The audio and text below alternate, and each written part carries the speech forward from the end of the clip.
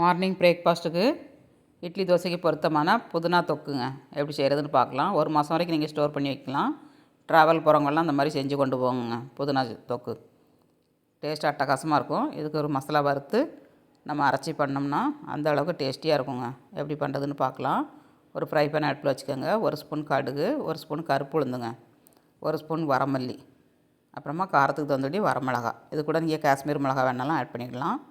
கலருக்காண்டி நான் வெறும் மிளகா தான் ஆட் பண்ணியிருக்கேன். ஒரு ஸ்பூன் எள்ளுங்க.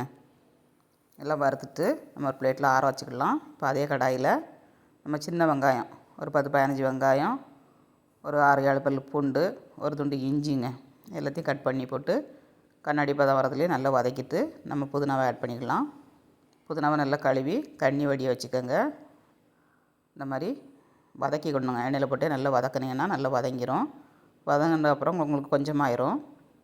அரை ஸ்பூன் மஞ்சள் தூள் போடுங்க. மஞ்சள் தூள் போட்டிங்கன்னா சட்னியோட கலர் வந்து நல்லா பச்சையாக இருக்குங்க.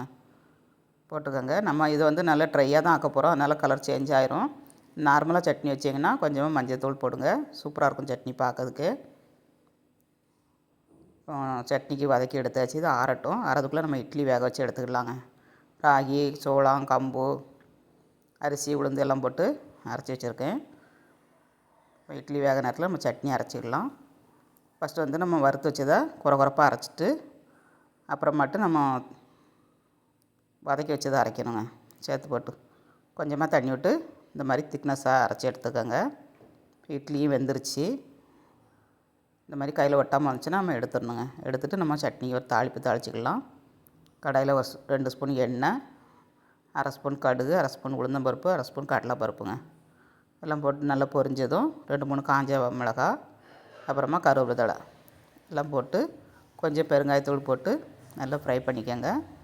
சட்னியை நம்ம இதில் ஆட் பண்ணி நல்லா வதங்கணுங்க. சுண்டை வதங்கணும். வதங்கினா தான் உங்களுக்கு ஒரு மாதம் வரைக்கும் ஸ்டோர் பண்ணி வைக்கலாம்.